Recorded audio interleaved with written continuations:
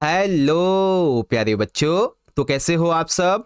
बहुत बहुत स्वागत है आप सभी का आज की इस वीडियो में। और आज की ये एक special and most demanded video class 10th का आपका सोशल साइंस यानी कि सामाजिक विज्ञान का जो सब्जेक्ट है बच्चों, इसी के प्री बोर्ड के एग्जाम के लिए बहुत ज्यादा इंपॉर्टेंट वीडियो होने वाली है। जी हाँ, जैसे कि आप सभी को पता है कि आने वाले एक दो दिन में ही, दैट मीन्स कि 20 दिसंबर को आपका एसएसटी का जो प्री बोर्ड का एग्जाम है बच्चों, ये होने वाला है।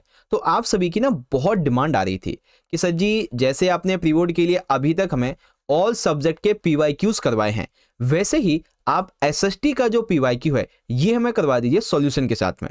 ठीक है, तो इस वीडियो में आज हम डिस्कस करेंगे बच्चों सबसे पहले 2023 और 24 के सेशन का क्लास 10th का आपका एसएसटी का प्री बोर्ड का पीवाईक्यू। अब ध्यान से सुनो, बेसिकली अभी दो वीडियो तो आपकी इसकी बन जाएंगी, 2023-24 का आपका जो पीवाईक्यू है सॉल्यूशन इसकी। ठीक है, फिर दो वीडियो जो रहेंगी आपकी आधे आधे पेपर की, ये बनाऊंगा मैं आपके लिए 2024 और 25 का आपका जो पीवाईक्यू होगा इसके लिए।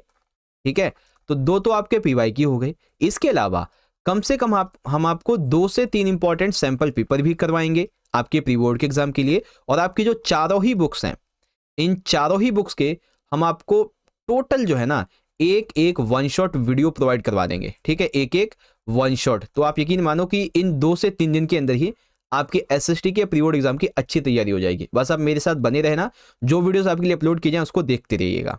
ठीक है, तो चलो शुरुआत करते हैं। अच्छा, एक चीज यहाँ पे ध्यान देने वाली है कि इस साल आपका जो पेपर होगा ना 2025-26 का, उसका पैटर्न थोड़ा सा बदला हुआ है। क्या पैटर्न है बच्चों?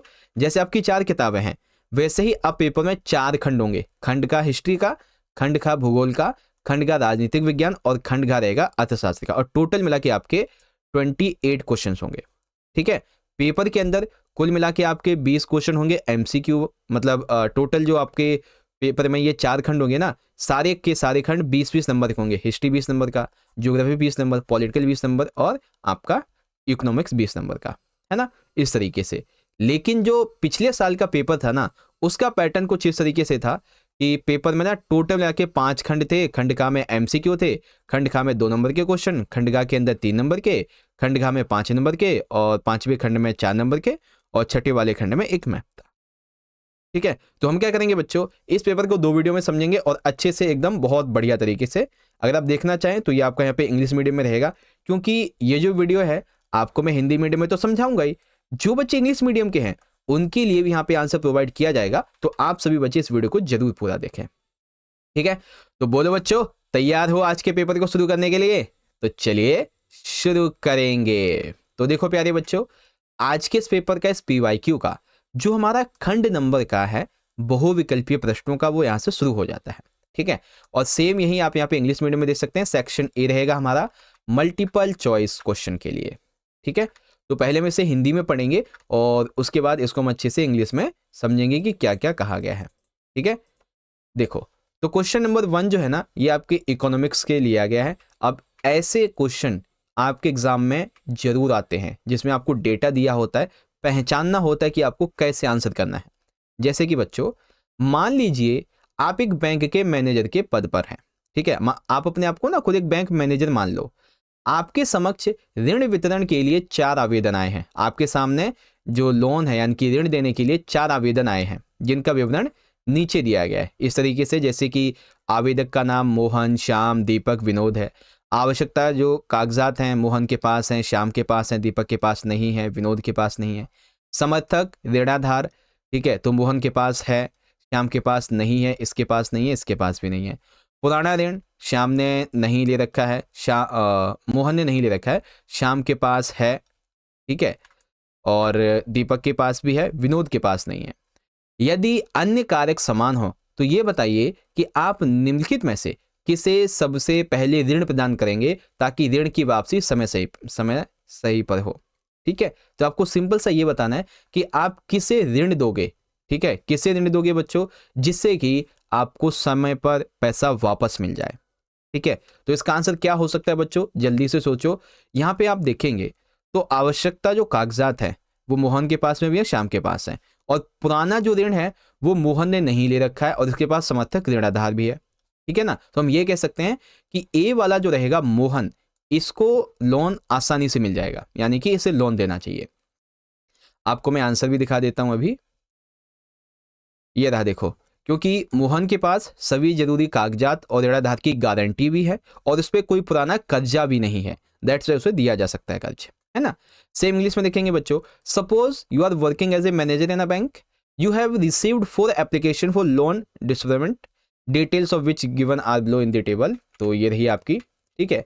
It other fact it other facts are remain similar, whom you would provide loan first so that loan repayment happen on time। ठीक है, तो किसको देंगे बच्चों, तो रिक्वायर्ड डॉक्यूमेंट्स मोहन के पास में भी है, श्याम के पास में भी, इन्हें तो मिलेगा ही नहीं। कोलेटरल हाँ मोहन है, लेकिन ओल्ड लोन मोहन के पास नहीं है, तो मोहन को यहाँ पे मिल जाएगा। ठीक है, तो ये आपका होता है सेकंड वाला क्वेश्चन, मतलब फर्स्ट हो गया, अब सेकंड हम पढ़ेंगे दरअसल। अब दूसरा क्वेश्चन क्या क्या है बच्चों, देखो ध्यान से। सेकंड क्वेश्चन कहता है कि निम्नलिखित में से किसने बांधों को आधुनिक भारत के मंदिर की संज्ञा दी है। जो बांध है, जो डैम्स है, उनको मॉडर्न इंडिया के टेम्पल्स कहा है। ठीक है, तो ये बच्चों संज्ञा किसने दी थी, जल्दी से बताओ, आपको पता है इसका आंसर कि नहीं, आप लाइव चैट में लिख सकते हो। Who among the following proclaimed dams as a temple of modern India. तो ये कहा था बच्चों किसने, आंसर देखेंगे पंडित जवाहरलाल नेहरू जी ने। अब ऐसा क्यों, क्योंकि जो बांध होते हैं इनकी उद्देश्य बहुत सारे होते हैं, दैट्स वाई बहुउद्देशीय परियोजनाओं के महत्व की वजह से इससे इन्हें कहा था किसने, पंडित जवाहरलाल नेहरू जी ने। ठीक है, अब है तीसरा वाला क्वेश्चन, इसके अंदर देखो बच्चों ध्यान से पढ़िएगा। श्रीमती पूनम एक संगठित क्षेत्र में कार्यरत है। श्रीमती पूनम जी जो है ना, वो एक ऑर्गेनाइज सेक्टर में काम करती हैं, तो बताइए उन्हें कौन सी सुविधा प्राप्त होगी। अब संगठित क्षेत्र है, यानी कि उन्हें नियमित वेतन मिल रहा होगा, सवेतन अवकाश और रोजगार की असुरक्षा। तो यहाँ पे बेसिकली कौन सा ऑप्शन ठीक होगा, आप सोचो फटाफट से। सेम इंग्लिश में देखो कि miss Poonam works in organise sector, state which of the following facilities she will enjoy, या फिर इसको मिलेंगे। ठीक है, तो आंसर देखते हैं बच्चों, सिंपल सा आंसर क्या हो जाएगा, डी 1 और 2। कैसे, क्योंकि संगठित क्षेत्र जो होते हैं इनमें नियमित वेतन भी मिलता है और छुट्टी के दौरान पैसे भी मिलते हैं, यानी कि सवेतन अवकाश। अगर आप छुट्टी पर भी हैं तो भी आपको पैसा मिलेगा, है ना। जैसे कि कोई व्यक्ति ऑफिस जाता है, संडे की छुट्टी है तो संडे का उसे पैसा मिलेगा, इसे सवेतन अवकाश कहते हैं। ठीक है, तो डी वाला हो जाएगा बच्चों, नियमित वेतन और सवेतन अवकाश 1 और 2। ठीक है, चलो यहां तक हो गया आपका ये क्वेश्चन नंबर 3, तो ऑप्शन डी हो जाएगा। चलो जी, अब आता है क्वेश्चन नंबर 4। देखो इसमें कहा गया है शाकाहारी भोजन में डैश सर्वाधिक प्रोटीनदायक है। तो बच्चों प्रोटीन के लिए सबसे अच्छा सोर्स क्या होता है, ये हमें बताना है। बाजरा है, चावल है, गेहूं है, दाल है, इसमें से कौन सा अच्छा है बच्चों। Is the major source of protein in vegetarian food. तो बच्चों इसका तो वेरी सिंपल आंसर है, क्या है सर, दाल। ठीक है, क्योंकि दालें जो होती है ना, वो शाकाहारी भोजन में प्रोटीन का सबसे मुख्य स्रोत होती हैं बच्चों। ठीक है, तो ऑप्शन क्या हो जाएगा, दाल हो जाएगा। चलो 5वां क्वेश्चन पढ़ो बच्चों। किसी देश की औसत आय की गणना करने के लिए देश की कुल आय को किससे भाग दिया जाता है। अगर हमें किसी देश की औसत आय निकालनी है, ठीक है, तो देश की कुल आय को हम किससे भाग देते हैं बच्चों, देश की कुल जनसंख्या से, देश की कमाने वाली जनसंख्या से, देश की आधी या देश की वयस्क जनसंख्या से। अगर हमें किसी देश की औसत आय निकालनी है तो, है ना। इंग्लिश में to calculate the average income of a country, total income of the country is divided by which of the following. तो किससे डिवाइड करते हैं बच्चों, आंसर आपको मैं दिखा देता हूं। आंसर है देश की कुल जनसंख्या से। अगर हमें किसी देश की औसत आय निकालनी है तो हमें उस देश के लिए देश की कुल कमाई को कुल आबादी से भाग करना होगा। कुल कितनी कमाई है और कुल कितने लोग हैं वहां पे, पॉपुलेशन कितनी है, उससे हम डिवाइड करेंगे। ठीक है ना, तो आंसर हमारा हो जाएगा यहाँ पे देश की कुल जनसंख्या से। ठीक है बच्चों, चलिए अब आता है क्वेश्चन नंबर 6। अच्छा इंग्लिश में भी दिखा दूं क्या, total population of the country. Okay, अब जो हमारा क्वेश्चन नंबर 6 है बच्चों, इसमें बेसिकली हमसे कहा गया है, इसको पहले तो पढ़ो ध्यान से। एक कक्षा में पढ़ाते समय श्रीमती नीरू को उनकी एक विद्यार्थी ने यह बताया कि उसकी माताजी व पिताजी दोनों फैक्ट्री में काम करते हैं और काम से आने के बाद माताजी या पिताजी दोनों मिलकर घर की जिम्मेदारी को बराबर रूप से बांट लेते हैं एवं घर के हर फैसले में माताजी एवं पिताजी सभी चर्चा करके निर्णय लेते हैं। तो बताइए उपरोक्त उदाहरण क्या दर्शाता है। दोनों माता पिताजी काम करते हैं, मिलके घर की जिम्मेदारी संभालते हैं, निर्णय भी साथ मिलके लेते हैं। तो ये क्या है बच्चों? सिंपल सी बात है। ये क्या आंसर हो जाएगा इसका? लिंग के आधार पर समानता है, क्योंकि जब माता पिता घर की जिम्मेदारी फैसले बराबर बांटते हैं तो ये लैंगिक समानता हो गई ना, दोनों एक ही साथ, है ना। तो क्या हो जाएगा? लिंग के आधार पे समानता। सेम इसी तरीके से इंग्लिश में बच्चों कि while teaching in a class, Miss Neeru was told by her student that both her father and mother worked in a factory. After returning from factory, his parents share the responsibility equally, and before taking any decision, they discuss with everyone in the family. ठीक है, तो ये दर्शाता है equality on the basis of gender. ठीक है, चलो अब आता है हमारा अगला क्वेश्चन। क्वेश्चन नंबर रहेगा हमारा 7। ठीक है, आप सारे बच्चे एमसीक्यू क्वेश्चन का आंसर करते चलिए जिससे आपकी प्रैक्टिस हो जाए। तो 7वां कहता है, ऋषा के उस राजा का नाम बताइए जिसे वर्षाय में हुए समारोह में जर्मनी का सम्राट घोषित किया था। तो वर्षा के उस राजा का क्या नाम था बच्चों, जिसे जब वर्षा में समारोह हुआ था तो उसे जर्मनी का सम्राट घोषित कर दिया गया था। उस राजा का क्या नाम था? विलियम प्रथम, हेनरी फोर्थ, लुई 6 या फिर विलियम द्वितीय। क्या नाम था उसका बच्चों? Identify the name of Persian king who was proclaimed German emperor in the Germany held at Versailles. तो इसमें से क्या आंसर होगा बच्चों? जल्दी से सोचो। The answer is option number A, William प्रथम। 1871 में वर्साई के समारोह में उन्हें सम्राट घोषित किया गया था जर्मनी का। किसे? विलियम फर्स्ट को। ठीक है, तो आंसर हो जाएगा हमारा ए वाला। 8वां क्वेश्चन देखो बच्चों, निम्नलिखित में से कौन से या कौन सा भारत में बाघ संरक्षण परियोजना का उदाहरण है? बाघ संरक्षण की परियोजना मानस बाघ रिजर्व है, पेरियार बाघ रिजर्व है या फिर कॉर्बेट राष्ट्रीय उद्यान है। तो इनमें से कौन सा बाघ संरक्षण परियोजना है? ठीक है, इंग्लिश में देखेंगे, which among the following is an example of tiger reserve project in India? तो मानस, पेरियार टाइगर रिजर्व और कॉर्बेट नेशनल पार्क। तो बच्चों आंसर क्या होगा यहाँ पे 8वें का? आंसर है हमारा 1, 2, 3 सभी हैं, चाहे मानस, ठीक है, रिजर्व पार्क हो, एक सेकेंड क्या है, हाँ, मानस बाघ रिजर्व हो, पेरियार बाघ रिजर्व हो और कॉर्बेट पार्क हो, ये तीनों ही भारत में बाघ रिजर्व हैं। दैट मीन्स ऑप्शन जो डी वाला है ये हमारा यहाँ पे करेक्ट हो जाएगा। ठीक है, चलो अब आता है बच्चों क्वेश्चन नंबर 9। अब 9 में क्या कहा गया है कि हमें ना गलत कथन की पहचान करनी है, जो इसमें से गलत हो वो हमें पहचानना है। ठीक है, तो इसमें से क्या हमारा ऑप्शन गलत निकल के आएगा ये हमें देखना है बच्चों। तो देखो गलत की अगर हम बात करें, ठीक है, तो यहाँ पे देखो क्या क्या लिखा है। सबसे पहले बंकिम चंद्र चट्टोपाध्याय ने वंदे मातरम की रचना की। ठीक, अगला, महात्मा गांधी जी ने चंपारण में नील किसानों के लिए आंदोलन का नेतृत्व किया। ठीक, फिर आगे, पंडित जवाहरलाल नेहरू ने हिंद स्वराज पुस्तक की रचना की। फिर नटेशर शास्त्री ने the folklore of southern India के नाम से तमिल लोक कथाओं का संकलन प्रकाशित किया। अब इसमें 3 बातें सही हैं। वंदे मातरम का बंकिम चंद्र चट्टोपाध्याय जी ने रचना की थी, महात्मा गांधी जी ने चंपारण में नील आंदोलन का नेतृत्व किया था, लेकिन हिंद स्वराज पुस्तक पंडित नेहरू ने नहीं बल्कि किसने लिखी थी बच्चों? ये लिखी थी महात्मा गांधी जी ने। किसने? महात्मा गांधी जी ने। ठीक है, तो इस तरीके से ये कॉन्सेप्ट है आपका। तो कौन सा गलत हो जाएगा बच्चों? The book named Hind Swaraj was published by Pandit Jawaharlal Nehru. This is wrong because it was written by Mahatma Gandhi ji. ठीक है, क्वेश्चन नंबर 9 देखो बच्चों, यहाँ पे हमें मैचिंग करनी है, यानी कि मिलान करना है। अब सही मिलान करके उचित विकल्प चुनना है। तो जैसे कि बच्चों सबसे पहला है संघ सूची। अब संघ सूची में बेसिकली हमारे ऐसे विषय होते हैं जो देश के लेवल पे हो, जैसे कि प्रतिरक्षा।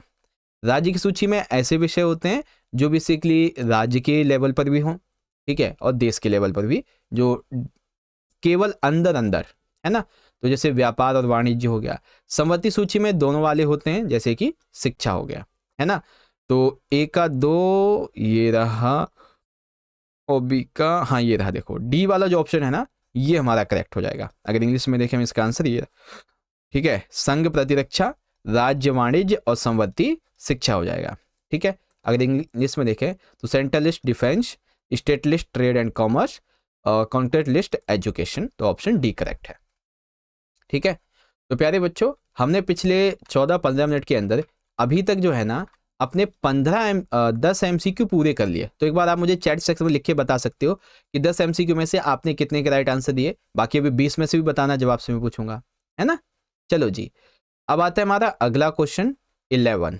अब इसमें कहा गया है बच्चों कि जो घटनाक्रम है इसको एकदम सही से चुनना है। जैसे कि सबसे पहले है जेम्स ऑगस्टस हिकी के द्वारा साप्ताहिक पत्रिका बंगाल गजट का प्रकाशन। सेकंड, राजा राम मोहन राय के द्वारा संवाद कौमुदी का प्रकाशन। तीसरा, फारसी अखबार जाम ए जहां का प्रकाशन। और चौथा, रामचरितमानस का पहला मुद्रित संस्करण। तो बच्चों इनमें से कौन सी चीज कब प्रकाशित हुई थी ये हमें यहाँ पे बताना है, ठीक है। तो आप अपने हिसाब से पहले इसका आंसर मुझे बताओ क्या हो सकता है, फिर आपको मैं इसका कंप्लीट जो आंसर है वो दिखाता भी हूँ और अच्छे से समझाता भी हूँ, ठीक है। जल्दी से बताओ बच्चों, आपके हिसाब से इसका क्या आंसर हो सकता है, जल्दी बताएंगे। वेरी गुड, ठीक है। सोचो सोचो जल्दी से क्या आंसर हो सकता है इसका, ठीक है। बिल्कुल ठीक। अब देखो यहाँ पे ना आपको मैं अच्छे से सारी चीजें बताता हूँ कि कौन सी चीज कब हुई थी। देखो यहाँ पे सबसे पहले जो घटना घटी है, ठीक है, आपको मैं बताऊं, सबसे पहले जो हमारी घटना घटी है वो है कि जेम्स ऑगस्टस हिकी के द्वारा साप्ताहिक पत्रिका बंगाल गजट का प्रकाशन कब हुई थी बच्चों, ये 1780 में, ठीक है। कब, 1780 में। फिर दूसरी जो घटना हुई है बच्चों वो है रामचरित, ठीक है। यहाँ पे मैं 1 लिखता हूँ, यहाँ पे 2 लिखता हूँ। रामचरित मानस का पहला मुद्रित संस्करण, ठीक है, कब हुआ था, 1810 में हुआ था ये। फिर तीसरी जो घटना हुई है बच्चों, तीसरी घटना, वो तीसरी पे है हमारी ये वाली, राजा राममोहन राय के द्वारा संवाद कौमुदी का प्रकाशन, जो कि कब हुआ था, 1821 में, ठीक है। और चौथे पे हुई है फारसी अखबार जामे जहां का प्रकाशन, जो कि हुआ था बच्चों 1822 में, है ना। तो जिसमें पहले पे पहला हो ये रहा और दूसरे पे चौथा हो ये रहा बच्चों। डी ऑप्शन करेक्ट आ जाएगा हमारा, ठीक है। आपको मैं दिखा भी देता हूँ 11वें का, ये रहा बच्चों, देखो इस तरीके से ऑप्शन जो डी है 1 4 2 3 ये हो जाएगा। और सेम ही अगर आप इंग्लिश मीडियम में देखेंगे बच्चों तो सबसे पहला जो है कि publication of weekly magazine Bengal Gazette by James Augustus, तो जैसा कि अभी अभी हमने देखा 1780, ठीक है। और फिर सेकंड पे आता है यहाँ पे ये हमारा 1810, ये 1821 और ये 1822, तो 2 3 4 ऑप्शन डी, ठीक है। तो याद कर लेना बच्चों, इस तरीके से आपका कॉन्सेप्ट यहाँ पे हो जाएगा। चलो अब आता है क्वेश्चन नंबर 12 यहाँ पे इंग्लिश में और ये हिंदी में। देखो क्या कहा गया है कि निम्नलिखित में से किस राज्य में बांस ड्रिप सिंचाई प्रणाली का उपयोग वर्षा जल संग्रहण के लिए काफी समय से किया जाता है, यानी कि वो स्टेट कौन सा, वो राज्य कौन सा है जहां पे बांस ड्रिप सिंचाई प्रणाली का उपयोग वर्षा जल के संग्रहण के लिए काफी समय से हो रहा है, ठीक है। तो उस स्टेट का नाम बताना है बच्चों जहां पे बैम्बो ड्रिप इरिगेशन सिस्टम का उपयोग काफी टाइम से रेन वाटर हार्वेस्टिंग के लिए किया जा रहा है, ठीक है। तो उसका नाम है बच्चों मेघालय। मेघालय में ये सदियों से ऐसा हो रहा है। अब कैसे, तो मेघालय में घर की छतों का तिकोना होना तथा बांस की अधिकता होने के कारण पहाड़ों से बहते जल को बांस ड्रिप प्रणाली का उपयोग करके वर्षा जल संग्रहण काफी समय से किया जाता रहा है, ठीक है ना। तो इस तरीके से आपका आंसर जो है ना मेघालय जो है ये निकल के आ जाएगा। अब देखो बच्चों 13वां क्वेश्चन, इसमें कहा गया है कि एक देश में 2 दल ही सत्ता के लिए चुनाव में भागीदार करते हैं। एग्जाम्पल के लिए एक देश है कोई सा, उसमें ना 2 ही दल हैं, ए और बी दल, वहां पे ना 2 ही पार्टियां लड़ती हैं। उन दोनों दलों की नीतियां और कार्यक्रमों में समरूपता जैसे एक जैसे देखने को मिलती है। तो बताइए इस देश में राजनीतिक दल किस प्रकार की चुनौती का सामना कर रहे हैं। तो बाकी के जो राजनीतिक दल हैं वो किस तरीके की जो चुनौती है उसका सामना कर रहे हैं।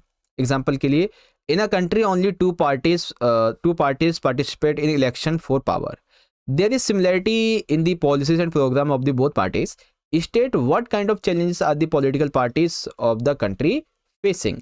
तो कौन सी बच्चों फेस कर रहे होंगे वो लोग, दैट इज विकल्पहीनता, क्योंकि जब पार्टियों की नीतियां कार्यक्रम एक जैसे होते हैं तो विकल्पहीनता की चुनौती जाती है कि और लोग और कोई विकल्प ही नहीं होगा किसी और पार्टी का, है ना। तो लैक ऑफ मीनिंगफुल चॉइस, या फिर आप कह सकते हो इस तरीके से, है ना।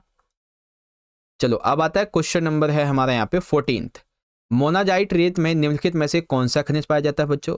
तो मोनाजाइट रेत के अंदर हमारा एक खनिज पाया जाता है। ठीक है, उस खनिज का क्या नाम है कि विच of the following mineral is content in the monazite sand, तो उसका नाम है बच्चों थोरियम। दरअसल केरल की मोनाजाइट रेत में थोरियम पाया जाता है। एग्जाम्पल के लिए कहाँ पे पाया जाता है?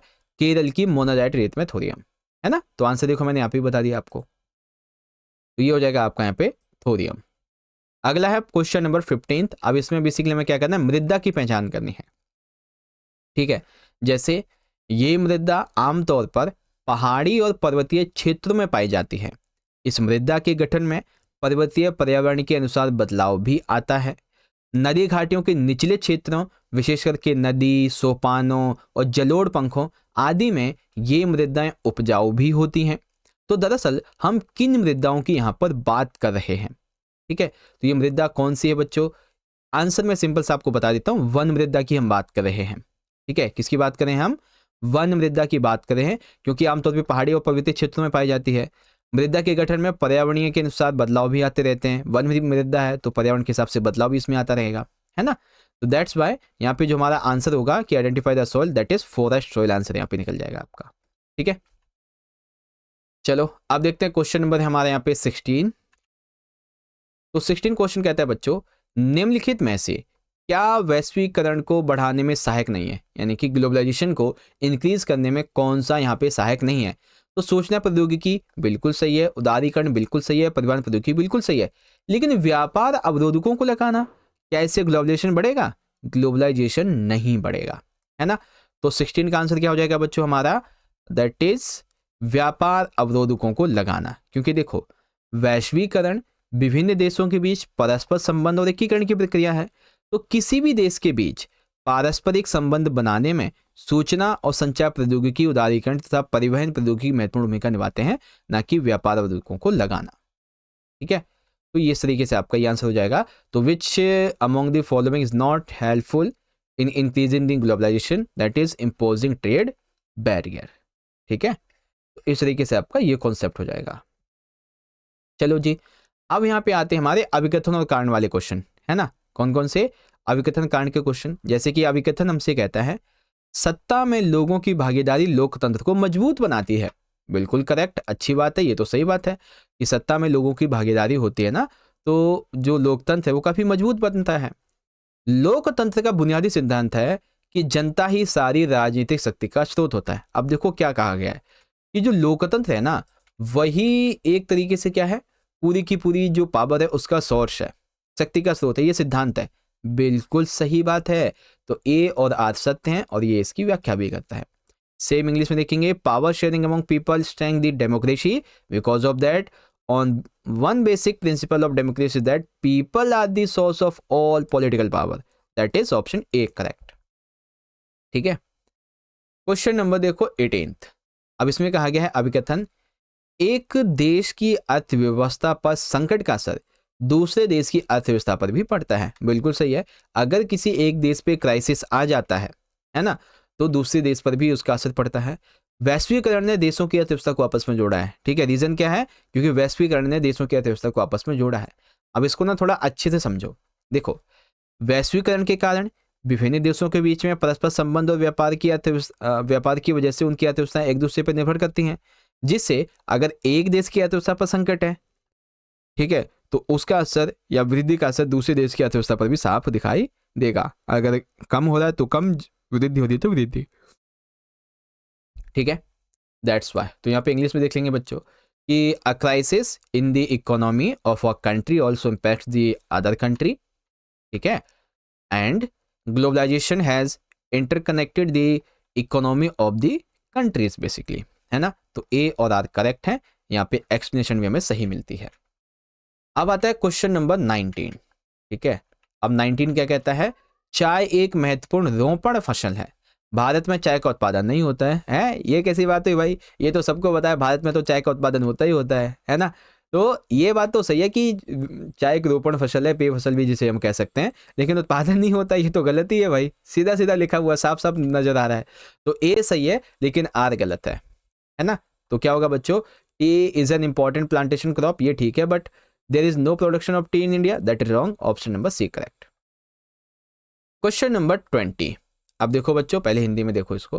तो 20 कहता है जापान की सबसे पुरानी पुस्तक डायमंड सूत्र 868 में छपी थी। ठीक है, तो क्या ये बात सही है? जी हाँ, बिल्कुल ये बात सही है कि जापान की सबसे पुरानी पुस्तक ये छपी थी। योहान गुटेनबर्ग एक गुटेनबर्ग फ्रांसीसी यात्री था। देखो, गुटेन नहीं बोला गया, गुटेनबर्ग बोला गया, जो कि फ्रांसीसी यात्री था। ये गलत है, ठीक है, क्योंकि गुटेनबर्ग कहाँ के थे? जर्मन थे। गुटेनबर्ग कौन थे? जर्मन थे, है ना। तो आपको मैं दिखाता हूँ, ये देखो, क्योंकि वो जर्मन थे बेसिकली, है ना। तो ए ठीक है, बट आर रॉन्ग है, that is why again option number C correct होगा। ठीक है, तो प्यारे बच्चों, अब हम सेक्शन बी की तरफ बढ़े। उससे पहले आप लोग सारे बच्चे मुझे कमेंट में अपना फीडबैक देके बताओ, ये जो दो सेक्शन बी नहीं सेक्शन ए के आपको हमने 20 MCQ करवाए हैं, क्या आपने इन 20 में से भी कम 17 से लेके 18 सही आंसर सोचे थे अपने दिमाग में? अगर हाँ, तो कॉन्ग्रेचुलेशन, आपकी प्रैक्टिस जो है काफ़ी अच्छी हो चुकी है, आपकी प्रिपरेशन एग्जाम की काफ़ी अच्छी हो चुकी है, अगर आपने इतने भी अच्छे सोच लिया है तो। ठीक है, बाकी आप मुझे कमेंट में अपना जो है ना स्कोर बताना कि 20 में से आप सारे बच्चों ने कितने कितने सही आंसर सोचे थे। ठीक है, कितने आपके मार्क्स आए हैं। ठीक है, मैं भी तो देखूं कितने इंटेलिजेंट हो आप लोग और कितनी तैयारी आपने कर ली एग्जाम के लिए। वैसे तो मुझे पता है जो पढ़ रहा है हमसे वो तो इंटेलिजेंट तो है ही, बट कितनी तैयारी है आपकी वो देखना चाहता हूँ, कितने मार्क्स हैं आपके। चलो, अब हम शुरू करेंगे बच्चों खंड नंबर खा यानी कि अति लघुत्तीय प्रश्नों के बारे में, जिसके अंदर हमारे 2-2 नंबर के टोटल 4 क्वेश्चन होने वाले हैं। एक एक बुक से एक एक क्वेश्चन आपका यहाँ पर लिया जाएगा। ठीक है, चलो जी, तो आ जाते हैं क्वेश्चन नंबर 21 पे। यहाँ पे देखो क्या कहा गया है, सांस्कृतिक आदान प्रदान में खाद्य पदार्थों की भूमिका का उल्लेख कीजिए। ठीक है, क्या कहा गया है कि जब सांस्कृतिक आदान प्रदान होता है, संस्कृति इधर उधर से जाती है एक देश से दूसरे देश में, तो खाद्य पदार्थों की इनमें क्या भूमिका होती है ये बताइए। ठीक है, तो आओ इसको ध्यान से समझते हैं। देखो, सिंपल सा ना एक आंसर ये होता है, जैसे कि आप मान लो जब भी कोई व्यापारी या कोई मुसाफिर किसी नए देश में जाता है, ठीक है, जैसे मान लीजिए आप जो है अभी इंडिया से एग्जाम्पल के लिए यूएसए चले जाते हैं, इंडिया से यूएसए चले जाते हैं, आप एक व्यापारी हैं या फिर आप एक ट्रेवलर हैं, तो वहाँ आप अपने साथ अपने ही रीति रिवाज, अपनी ही वेशभूषा, अपने ही आहार व्यवहार लेकर ही जाएंगे। ऐसा तो नहीं कि यूएसए का सारी चीज़ सीख के आप जाएंगे तो अपने इंडियन फॉर्म में ही ना। तो संस्कृति और खान पान का जो आदान प्रदान है ऐसे हुआ। दूसरा, जाने अनजाने वहाँ वो नई फसलों के बीज बो आते हैं। उदाहरण के लिए नूडल्स चीन से पश्चिम में पहुँचे, वहाँ से उन्हीं से जो स्पेगेटी का जन्म हुआ, तो ये चीज़ है। और भी एक चीज़ यहाँ पे आप ऐड करना चाहो तो इस तरीके से कि खाद्य पदार्थ प्राचीन काल से संस्कृति को जोड़ने का एक सशक्त माध्यम रहे हैं, है ना। उदाहरण के लिए चीन से निकले नूडल्स दुनिया के दूसरे हिस्सों में पहुंचकर स्पेगेटी जैसे नए रूपों में लोकप्रिय हो गए। फसलों का परिचय जैसे कि आलू, मक्का, टमाटर, मिर्च जैसी फसलें व्यापारियों के माध्यम से एक देश से दूसरे देश पहुंची। इससे न केवल खान पान की आदतें बदली बल्कि विभिन्न देशों के बीच में सांस्कृतिक संबंध और भी ज्यादा गहरे हुए। ठीक है, और फिर इसी क्वेश्चन का इंग्लिश वर्जन देखेंगे तो mention the role of food materials in the culture exchange. तो आंसर हो जाएगा सबसे पहले ग्लोबल कनेक्शन का, एग्जांपल का, इंट्रोडक्शन ऑफ क्रॉप्स, और ये जो दो मैंने यहाँ पे पॉइंट बताए हैं ये भी इंपॉर्टेंट है, इसको आप अपने हिसाब से ट्रांसलेट कर लेना। ठीक है, फिर आता है हमारा अगला क्वेश्चन। क्वेश्चन नंबर है सेकंड यानी कि 22। इसका पहला वाला पार्ट कहता है उदाहरणों के माध्यम से ये बताइए कि सत्ता में साझेदारी क्यों आवश्यक है। एग्जाम्पल के तहत ये समझाओ सत्ता में साझेदारी क्यों जरूरी है, या फिर explain through examples why power sharing is necessary. ठीक है, इज नेसेसरी। तो देखो भाई, पावर शेयरिंग नेसेसरी इसलिए है, सबसे पहला रीजन है सामाजिक शांति, अर्थात सत्ता की साझेदारी विभिन्न सामाजिक और भाषाई समूहों के बीच में आपसी टकराव को, संघर्ष की भावना को कम कर देती है। क्योंकि जब सत्ता में साझेदारी होगी तो इसमें सभी धर्म के, सभी भाषा के, सभी जाति के, सभी संस्कृति के लोग शामिल होंगे सत्ता में, तो ऐसे में सामाजिक शांति बनी रहेगी। ठीक है, लोकतंत्र की आत्मा, सत्ता की साझेदारी को लोकतंत्र की आत्मा भी कहते हैं। क्यों? क्योंकि सत्ता की साझेदारी ये सुनिश्चित करती है कि निर्णय प्रक्रिया में सभी की आवाज शामिल हो, क्योंकि जब छोटे से छोटे वर्ग के लोग भी इसमें शामिल होंगे सत्ता की साझेदारी में, तो सभी की आवाज सुनी जाएगी, और ये लोकतंत्र की आत्मा है। तीसरा है राजनीतिक स्थिरता, अर्थात जैसे बेल्जियम ने सत्ता बांटकर गृहयुद्ध को रोका, वैसे ही साझेदारी राजनीतिक व्यवस्था में स्थिरता और एकता लाती है ना। एग्जाम्पल के लिए ये टॉपिक है, ओके। और सेम यही क्वेश्चन अभी जैसा कि हमने देखा कि why is power sharing necessary, तो आंसर है आपका सोशल पीस के लिए है, स्प्रिट ऑफ डेमोक्रेसी और पॉलिटिकल स्टेबिलिटी के लिए जरूरी है। ठीक है, 2 पॉइंट लिखने हैं आपको, कोई मैंने तो 3 बता दिए हैं आपको, ओके।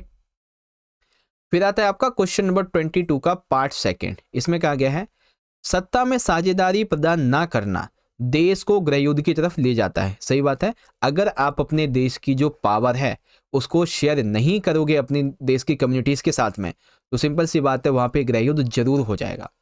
अब आपको श्रीलंका में विशेष उदाहरण की सहायता से समझा, तो श्रीलंका में जो गृहयुद्ध हुआ, जाति संघर्ष हुआ, उसके बारे में 2 नंबर में आपको लिखना है, बस इस लाइन को ध्यान में रखते हुए। ठीक है, तो आओ इसको समझते हैं। देखो, सबसे पहले आप बताओगे बहुसंख्यकवाद के बारे में, अर्थात श्रीलंका जो है ना बच्चों, श्रीलंका, यहां पर सिंगली समुदाय ने सत्ता साझा करने के बजाय अपनी प्राथमिकताएं अल्पसंख्यक तमिलों पर थोपी। आपको पता होगा कि श्रीलंका की मोस्ट ऑफ जो हम वहाँ की पब्लिक है, जो पीपल्स है, वो खास करके कोस्टल इलाके के वो इंडियन तमिल हैं। ठीक है, क्या है? इंडियन तमिल है, भारतीय तमिल है, ओके। और वहाँ पे जो दूसरा सबसे ज़्यादा लोग रहने वाले वो है सिंगली समुदाय। तो सिंगली समुदाय क्या करते हैं कि अपने आप को जो है ना पूरी तरीके से पावर में स्टेबल करते हैं, और जो तमिल समुदाय है, इंडियन तमिल समुदाय जो श्रीलंका में रहता है, उसको किसी प्रकार की कोई पावर शेयरिंग नहीं करते हैं। ठीक है, तो बहुसंख्यकवाद इससे बहुत ज़्यादा नाराज है। दूसरा, अलगाव की भावना।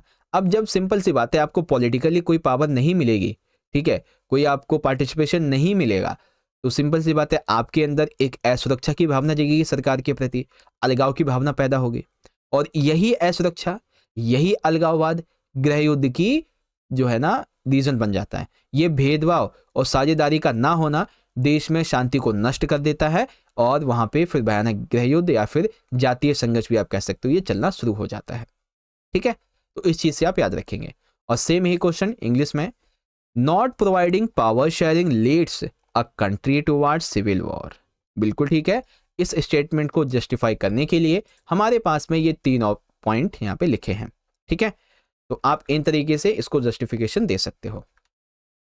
चलो, अब आता है क्वेश्चन नंबर है हमारा यहाँ पे 23।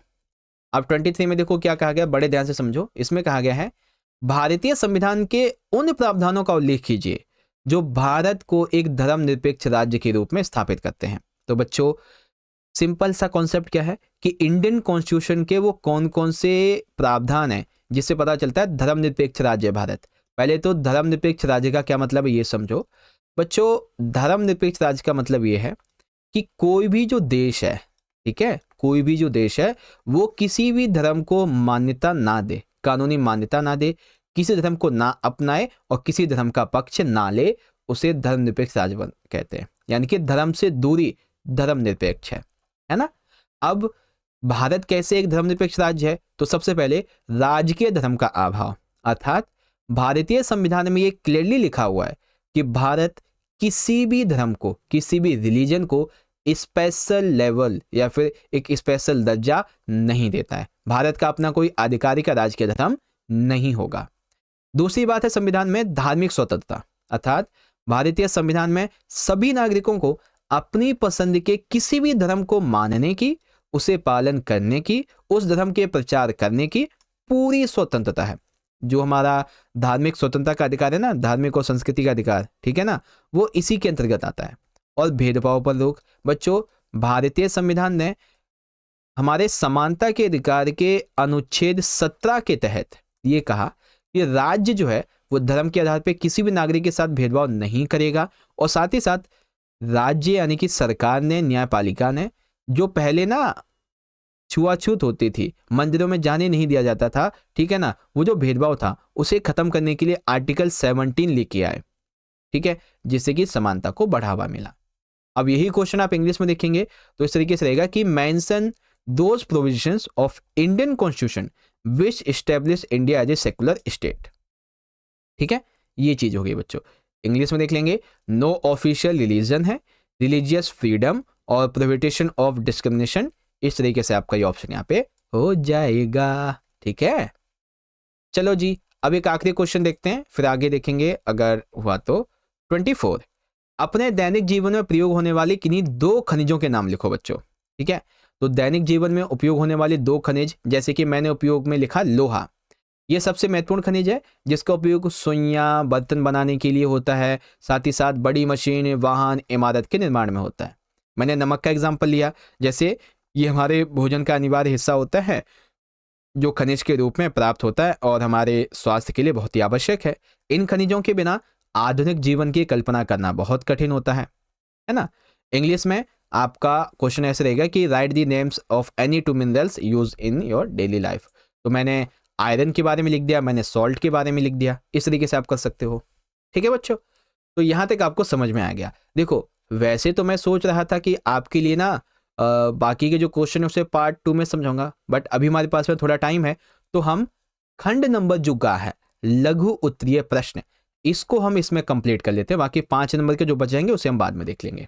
ठीक है, तो अब हम लोग बच्चों अपना सेक्शन नंबर जो सी है, शॉर्ट आंसर टाइप क्वेश्चन के, जिसमें 3-3 नंबर के हमारे 5 क्वेश्चन हैं, इसका डिस्कशन करने वाले हैं। तो ये आपके लिए प्लस पॉइंट हो गया, टाइम हमारे पास में फिलहाल में है तो हम इसको पूरा कर लेते हैं। तो क्वेश्चन नंबर 25 क्या कहता है, स्वयं सहायता समूह की कार्य प्रणाली पर संक्षिप्त टिप्पणी लिखिए। ठीक है, that means right a brief note on the function of self help group. ठीक है, सेल्फ हेल्प ग्रुप कह लीजिए या फिर कहिए स्वयं सहायता समूह की कार्य प्रणाली।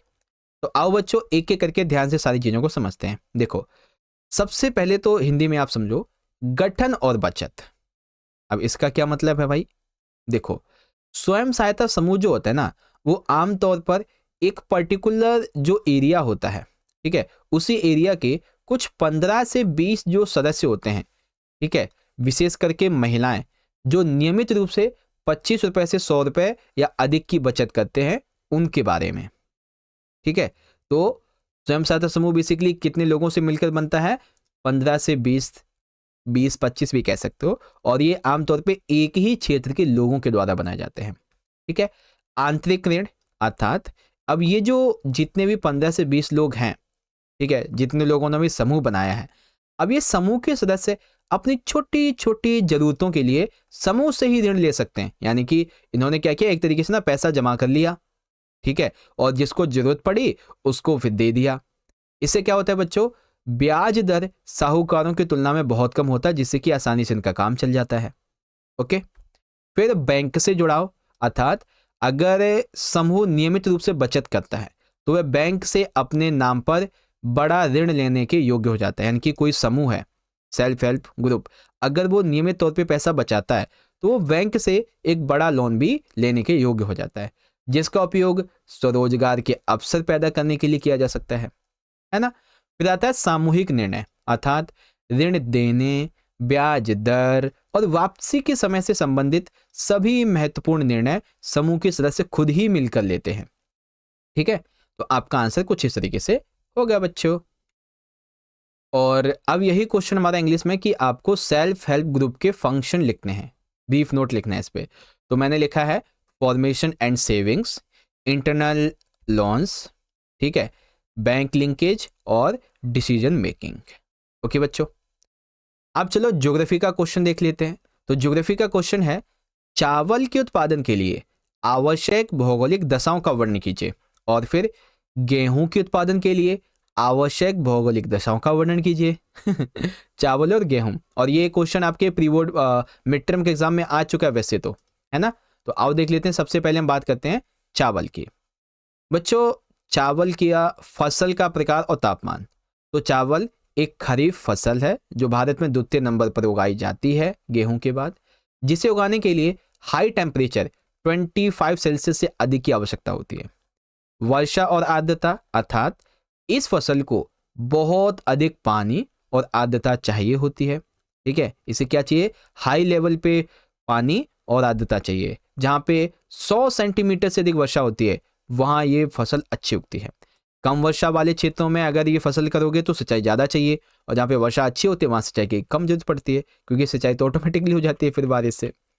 मिट्टी और क्षेत्र, तो चावल के लिए जरूरी होती है जलोढ़ मिट्टी, एलुवियल सॉइल सबसे उत्तम मानी जाती है। भारत में मुख्य रूप से कहाँ कहाँ पे पाई जाती है, तो अब क्षेत्र आ जाते हैं। उत्तर और उत्तरी पूर्वी मैदान, तटीय क्षेत्र और डेल्टा प्रदेश, यहाँ पे ज्यादातर ये मिट्टी पाई जाती है। ठीक है, तो इस तरीके से आपका ये कॉन्सेप्ट हो जाएगा। ओके, अब यहीं पे देख लेंगे बच्चों चावल के लिए हमें क्या क्या चाहिए होता है। तो ये रहा crop type and temperature, rainfall, soil and regions, है ना। तो इस तरीके से आप इसको देख सकते हैं बच्चों, जो कि आपको मैंने यहाँ पे बहुत अच्छे से समझा दिया है।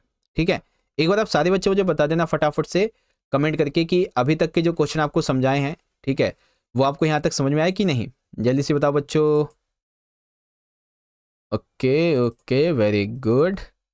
और देखो, अगर आपको याद हो तो मैंने आपको पिछले जो हमारे मिड टर्म के एग्जाम्स हुए थे ना, उसके अंदर आपको और भी ज्योग्राफी के कुछ इंपॉर्टेंट क्वेश्चंस करवा रखे हैं आपको हमने। ठीक है, जैसे कि अभी आपको मैं कुछ ज्योग्राफी के क्वेश्चन दिखाता हूँ एग्जाम्पल के लिए। ठीक है, कुछ बड़े बड़े क्वेश्चन दिखा देता हूँ, जैसे कि ये देख लो आप, क्वेश्चन लाइक पालर पानी क्या है, राजस्थान की शुष्क क्षेत्रों में इसका क्या महत्व होता है। तो पालर पानी का मतलब हो गया वर्षा का पानी जो भूमिगत टैंकों में जमा होता है, पीने के योग्य पानी होता है, इसे पालर पानी कहते हैं। इसकी इंपॉर्टेंस क्या है, तो ये पेयजल का मुख्य स्रोत होता है, जब अन्य स्रोत सूख जाए तब पेयजल का शुद्धतम रूप माना जाता है। गर्मियों में ये टैंक भूमिगत कमरों और उनसे जुड़े कमरों को ठंडा और साफ भी रखते हैं।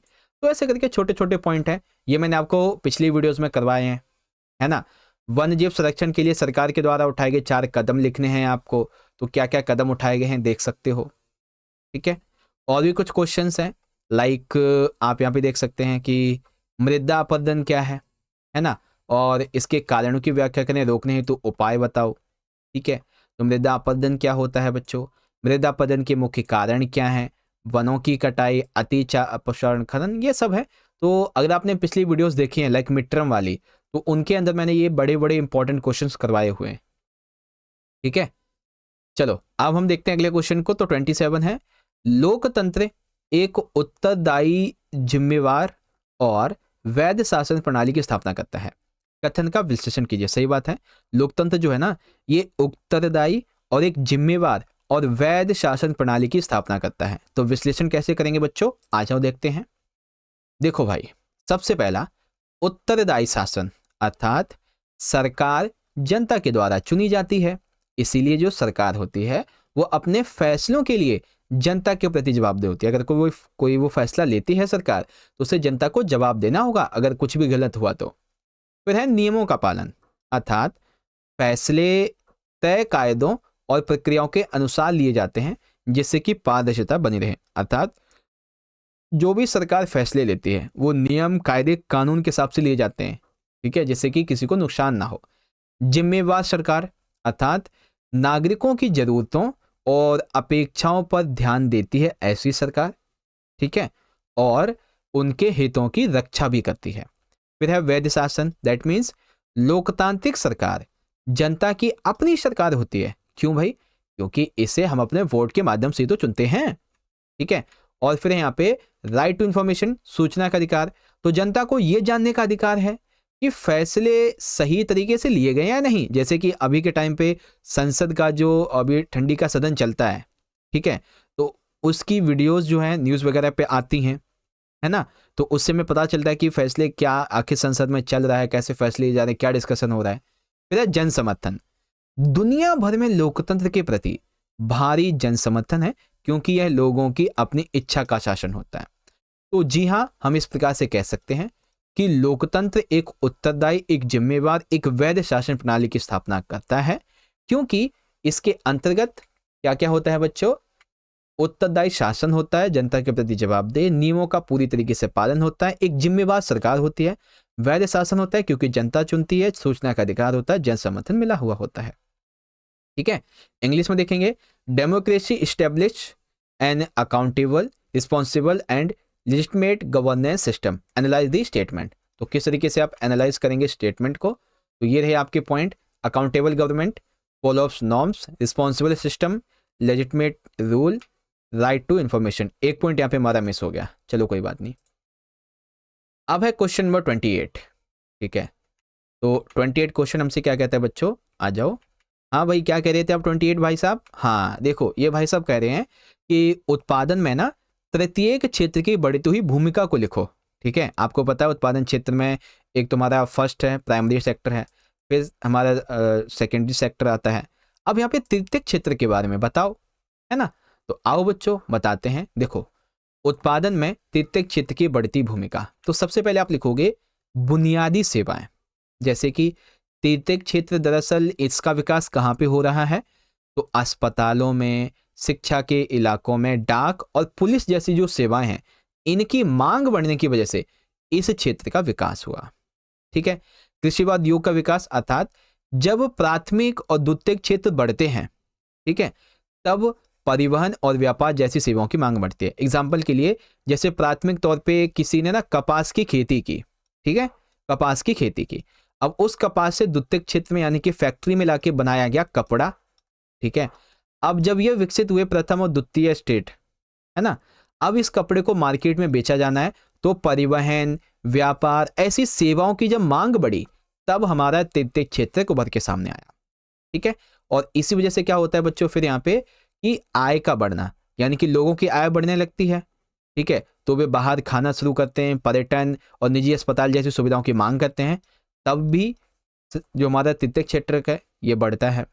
नई प्रौद्योगिकियां, यानी कि सूचना और संचार तकनीक, ठीक है, इंफॉर्मेशन टेक्नोलॉजी, इस पर आधारित नई सेवाओं का महत्व पिछले दशक के मामले में बहुत बड़ा है, जिससे कि ये और तेजी से बढ़ रहा है ना। इसके अलावा जीडीपी, भारत में जीडीपी में सबसे बड़ा योगदान तृतीयक क्षेत्र का ही है। यह क्षेत्र भारी संख्या में लोगों को रोजगार प्रदान करता है, विशेष करके शहरों में। एक आध एग्जांपल ऐसे लिख सकते हो, जैसे कि 2013-14 में भारत में प्राथमिक क्षेत्र को प्रतिस्थापित करते हुए तृतीयक क्षेत्र सबसे बड़े उत्पादक क्षेत्र के रूप में उभरा।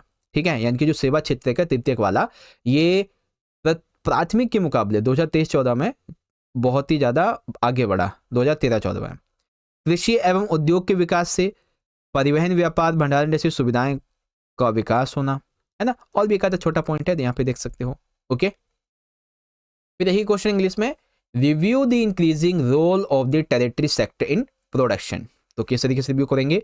तो basic service, link with the other sectors, rise in income, new IT services, GDP contribution and unemployment hub. Okay, इस तरीके से आपका ये कॉन्सेप्ट यहाँ पे हो जाएगा, जिसे आप देख सकते हैं। चलो अब एक आखिरी क्वेश्चन है, फिर हम इस वीडियो को पूरा कर देंगे। क्वेश्चन है, फ्रांसीसी क्रांति में मुद्रण संस्कृति की भूमिका का मूल्यांकन कीजिए। ठीक है, फ्रांसीसी क्रांति के अंदर जो मुद्रण संस्कृति है, इसकी भूमिका क्या थी, इसका मूल्यांकन करना है। ठीक है, तो आओ बच्चों, इसका मूल्यांकन हम बहुत अच्छे तरीके से करते हैं। तो देखो, क्वेश्चन नंबर 29 है कि फ्रांसीसी क्रांति में मुद्रण संस्कृति की भूमिका का मूल्यांकन। सबसे पहला है विचारों का प्रचार, अर्थात मुद्रण क्रांति जब आती है, ठीक है, तो छपाई के कारण प्रबोधन काल के विचारकों, प्रबोधन यानी कि फ्रांसीसी क्रांति के टाइम के काल के विचारक जैसे वोल्टेयर और रूसो, इनके जो विचार थे वो आम जनता तक पहुंचे। अब छपाई अच्छे से हो रही है तो सिंपल सी बात है, बुक ज़्यादा छपेगी, लोगों तक विचार जो भी चीज़ें वो पहुंचेंगी ज़्यादा से ज़्यादा। तर्क की प्रधानता, अर्थात मुद्रण ने परंपरा और अंधविश्वास के बजाय तर्क और विवेक के आधार पर सोचने की नई संस्कृति पैदा की। यानी कि पुराने टाइम पे क्या होता था कि लोगों को सिर्फ वही बातें पता होती थी जो पादरी बता देते, राजा बता देते थे, बड़े लोग बताते थे। लेकिन जैसे मुद्रण और ज्यादा बढ़ा, तो अब लोगों को अपनी परंपराओं के बारे में, अपने धर्म के बारे में सब कुछ तर्क और विवेक के माध्यम से वो समझने लगे, क्योंकि अब उन्हें किसी और पे नहीं, सीधा किताबों से वो ज्ञान ले सकते थे, है ना। राजतंत्र पे प्रहार या फिर राजतंत्र का मजाक, अर्थात किताबों ने चर्च की सत्ता और राजा के निरंकुश शासन की आलोचना करके उनकी वैधता को चुनौती दी। ठीक है, किताबों ने जो चर्च की सत्ता है और राजा के निरंकुश शासन है, इसकी आलोचना की और उसको चुनौती दी, उनका मजाक बनाया। इसके अलावा सार्वजनिक बहस, क्योंकि भाई नई मुद्रित सामग्री ने समाज में संवाद और बहस की नई दुनिया खड़ी कर दी, क्योंकि भाई लोगों को अब सारी चीजें समझ में आने लगी, पता चलने लगी, तो कुछ लोग उसके पक्ष में तो कुछ लोग उसके विपक्ष में खड़े हो गए, है ना। व्यंग्य और कार्टून, तो कार्टून के माध्यम से राजशाही की विलासिता और आम जनता की गरीबी का मजाक उड़ाया गया। कार्टून के माध्यम से राजशाही की विलासिता का और आम जनता के गरीब होने का मजाक बनाया गया। जागरूकता, अब मुद्रण संस्कृति है, लोगों के पास किताब है, लोगों के पास नॉलेज पहुंच रही है, तो लोग जागरूक होंगे और उन्हें एक स्थापित व्यवस्था के खिलाफ खड़े होने के लिए प्रेरित भी करेंगे, है ना। तो ये चीजें हैं बच्चों। और सेम यही क्वेश्चन आप इंग्लिश मीडियम में देखेंगे बच्चों, तो ये रहेगा evaluate the role of print culture in the French revolution. तो किस तरीके से लिखेंगे बच्चों, spread of ideas, role of reason, attack on मॉर्ची, पब्लिक डिबेट, ठीक है, satire and cartoons, political awareness. Okay, तो ये कॉन्सेप्ट है बच्चों। तो इस तरीके से प्यारे बच्चों ये हमारा यहाँ पे अब पूरा हो गया, ठीक है। अब देखो, अगर मैं PYQ के हिसाब से बात करूं तो अभी हमारा ना खंड घा बच गया है 5 नंबर के क्वेश्चन वाला, 5वां खंड बच गया है 4 नंबर के क्वेश्चन वाला, और 6ठा खंड बच गया है 5 नंबर के मैप वाला। तो इन सभी को आपको मैं करवाऊंगा बच्चों पार्ट नंबर 2 की वीडियो के अंदर, और पार्ट 2 की वीडियो भी बहुत ही जल्दी आ जाएगी। जैसे वीडियो अपलोड होगी ना तो थोड़े टाइम के बाद पार्ट 2 भी आ जाएगा। तो अब आप एक बार मुझे जल्दी से बताओ कि जैसी आपकी डिमांड थी PYQ सॉल्यूशन की, तो हमने इस वीडियो में आपको 2023-24 का जो PYQ है ये सॉल्व करवाया। अभी केवल पार्ट 1 हुआ है, जो पार्ट 2 का वीडियो आएगा उसके अंदर पूरा आप समझ जाओगे, ठीक है। इसके बाद हम आपको जो अगला वाला PYQ है 2024 और 25 का, ये PYQ आपको करवा देंगे सॉल्यूशन के साथ में। फिर आपको 2 से 3 कम से कम सैंपल पेपर करवा देंगे, और आपके लिए हम इंपॉर्टेंट क्वेश्चंस की वीडियोस भी अपलोड कर देंगे, ठीक है। तो आप सारे बच्चे बिल्कुल रेडी रहो, आपके लिए वीडियोस पे वीडियोस आने वाली हैं, आपकी तैयारी बहुत अच्छी हो जाएगी, ठीक है। अब आपको ये वीडियोस अच्छी लग रही है, हमारी मेहनत आपको अच्छी लग रही है बच्चों, तो आप लोग वीडियो को लाइक करके हमारा जो मोटिवेशन है उसे बढ़ा सकते हैं, हमें इससे मोटिवेशन मिलेगा बच्चों। साथ ही साथ इस वीडियो को अपने दोस्तों में शेयर कर दीजिएगा ताकि वो भी अपनी तैयारी कर सकें। बाकी मिलते हैं बच्चों आप सभी से अगले सेशन में, अगली वीडियो में। तब तक के लिए आप सभी पढ़ते रहिए, ख्याल रखिएगा अपना। बहुत बहुत धन्यवाद। जय हिंद, जय भारत, वंदे मातरम।